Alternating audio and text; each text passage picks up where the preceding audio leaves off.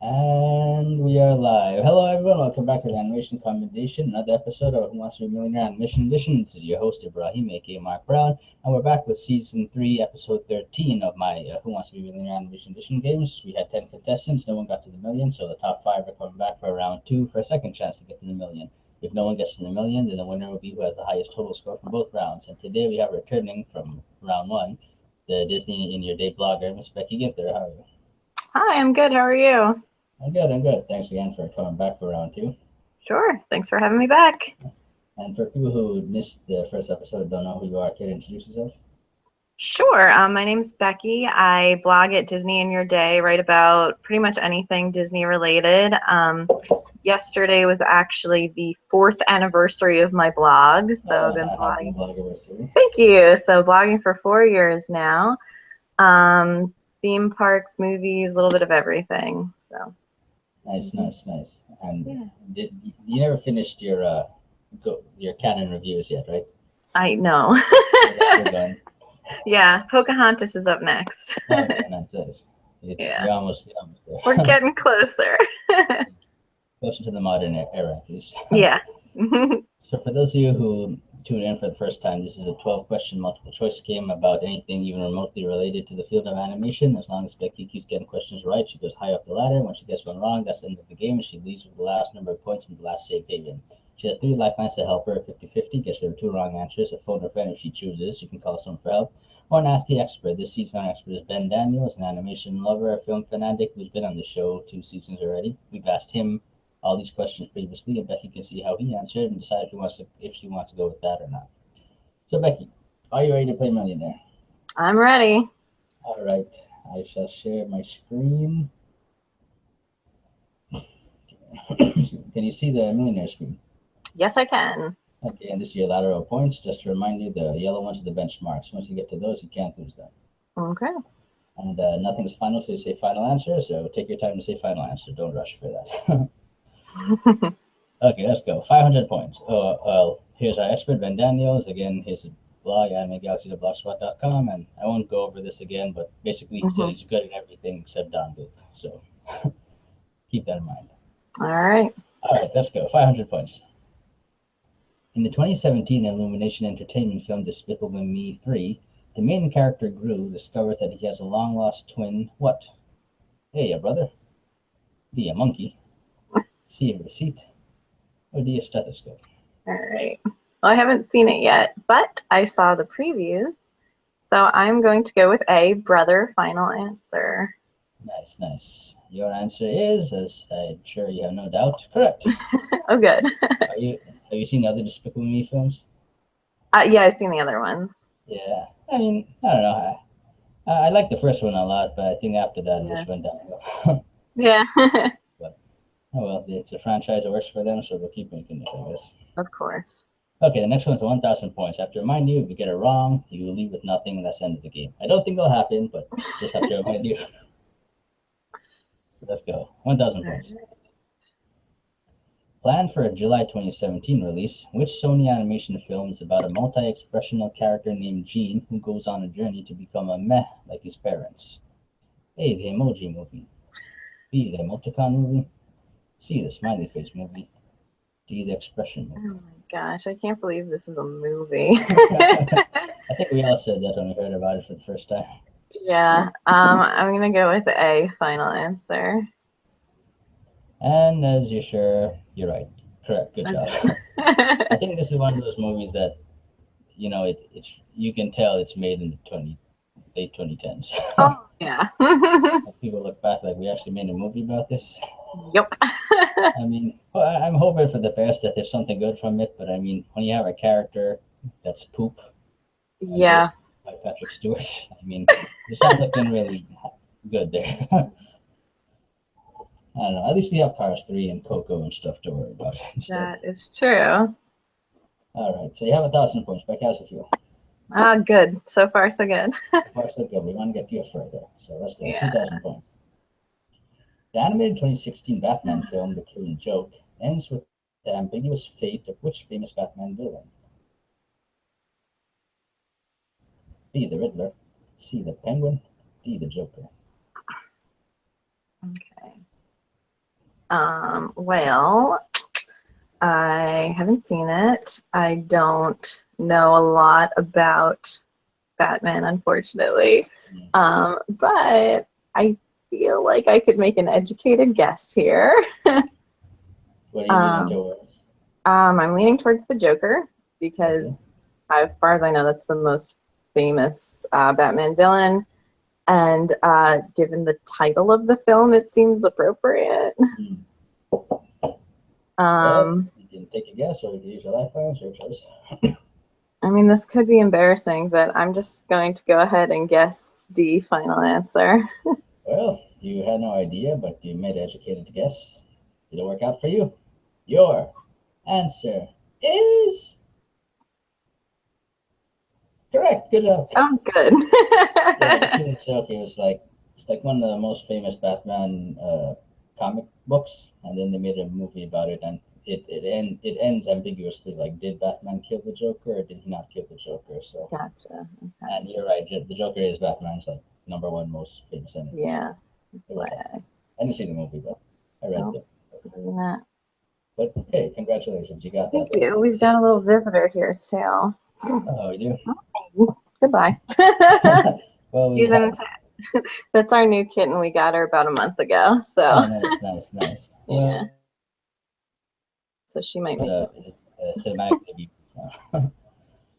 Okay, you have 2,000 points, Becky. Let's All get right, good. 5,000 points, and you saved yourself a lifeline, so that's good. Cool. In the beginning of the 2015 Illumination Entertainment film Minions, which fictional monster is shown to have once been a master of the Minions? A. Dracula. B. Frankenstein's monster. C. The Wolfman. Or D. The Invisible Man. Okay. I did see it Mm-hmm. 2 years ago. So it's not really one you watch back after seeing it for the first time. Yeah, like I watched it once and I was good.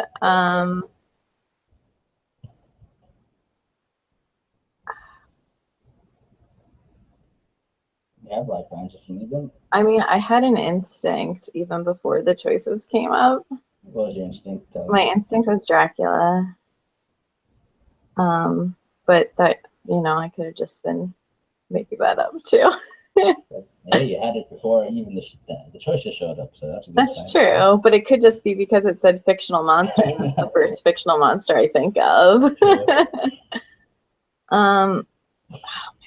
Yeah, but do the lifelines, but we're not going to get anywhere if I use them early. So,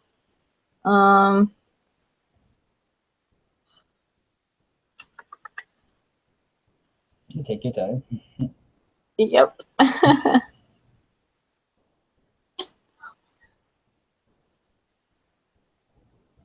Just imagine if this was $5,000 instead.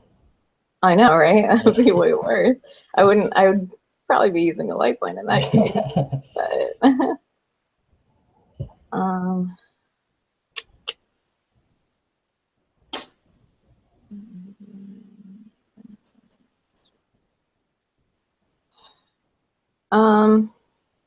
gosh.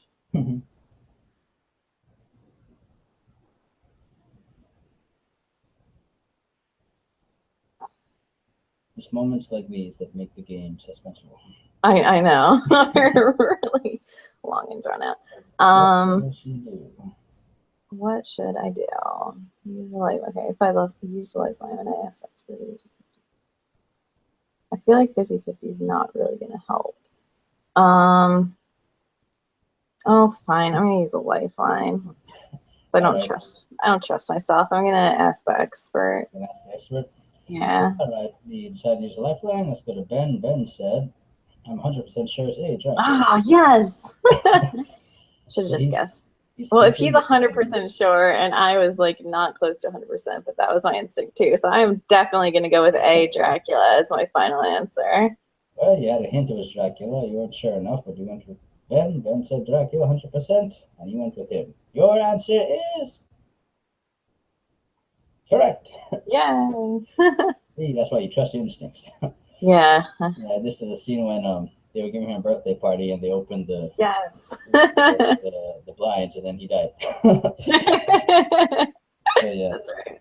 it was like in the montage where they were showing all the previous masters. Yeah, that was pretty So, funny. to see something was in the back of your mind about this. Yeah, Well, hey, you use a lifeline, but hey, whatever it takes to get there, right?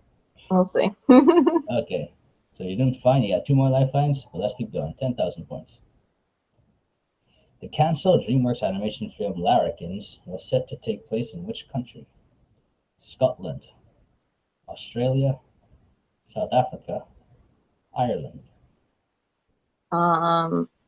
Never heard of it. Okay,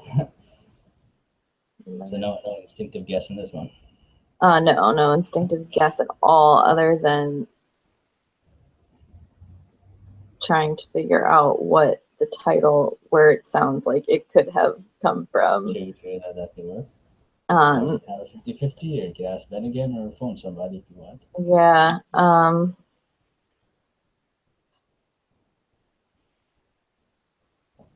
Yeah, I'm gonna have to ask the expert again. Want to go to Ben again? Yep. All right, let's go to Ben. This is the last expert. He said, I'm 100% sure it's B, Australia, and I'm heartbroken that it was cancelled. All right. I'm glad I asked him then. I will go with him and say B, Australia. Final answer. Well, this one you didn't have any guess, but you went with Ben. He said Australia, and you went with him. Your answer is correct. Good job. Yay. Good job, Ben. Thank you, Ben, for all your help. Yeah, Larrikins was a movie that a lot of us in the animation world, we were saddened when it was canceled. It was planned to be released, I think, next year, and it was like a musical animated film that took place in like the outback of Australia, and it had like a lot of Australian voice cast. Like Hugh Jackman was part of it, Margot Robbie was part of it, Rose Byrne or Breen or whatever her name is, I always forget. Yeah. But it was like an original DreamWorks animation film instead of like Boss Baby or something like that. Yeah. So when this was canceled this year, it was a heart crushing for a lot of us. Oh. Well, instead we got Captain Underpants, but hey. Yeah. But anyway, Ben knew the answer and you got it, so that's good. All right. Yeah, you're 2 away from the next benchmark, and you have 1 lifeline. I'm sure you can make it. Let's go. 20,000 points. Which actress voiced the character of Smurf Willow, a female counterpart to Papa Smurf, in the 2017 Sony animation film Smurfs: The Lost Village? A. Julia Roberts. B. Sandra Bullock. C. Lauren Graham. D. Marisa Tomei. You see this one? Nope. Me neither. I did see some previews, but I haven't heard much about it. So I am gonna use the 50-50. We're going to use 50-50. Right, good. At least I get down to 2 answers. We have Julia Roberts and Sandra Bullock. I liked Sandra Bullock when I saw the choices. Sounded good to me. I have no clue Just to between remind you, these you two. go down to the legend, you get it right, you keep going. Well, I gotta guess no matter what. Yeah,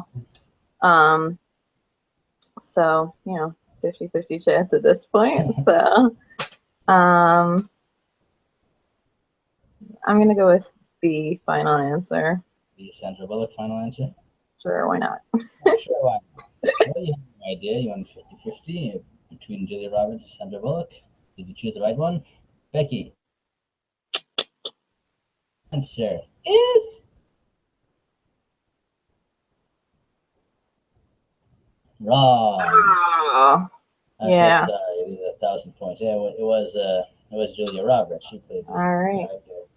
But they actually, like in the previews and stuff, they didn't really promote her, so that's probably a good reason. Yeah, because I was gonna say I don't remember. I know I saw the previews for it, and I couldn't remember much about it. So yeah, like they just I don't know, they mentioned it like after the movie came out. gotcha. I don't know. I assumed they'd done it before to get the star power in there, but Yeah. anyway, thanks again for playing. Sure. You have 1,000, so you have a total of 11,000 points. Sadly, it's not enough to be the winner, but All right. Thanks for coming on. It was so much fun. And before we go, anything you want to say, or how can people find you online? Yeah, I mean, you can find me on my blog at disneyinyourday.com, and I'm on most of the social media, Facebook, Twitter, Instagram, all that, under Disney in Your Day.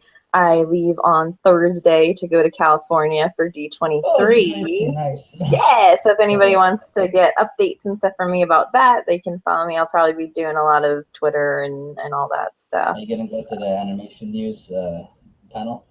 Yeah, that's my plan. That's one of the big ones I want to go to. I'm not sure what to expect. I know people line up really early, and it's kind of crazy about like you have how to get many. like 3 or 4 hours early or something like that. Yeah, so I mean, we'll see how that works and what happens. But I'm hoping to get into the big panels, especially the animation one. So I hope so too. Like that's one of yeah, my dreams, to go to D23 one day, maybe 2019.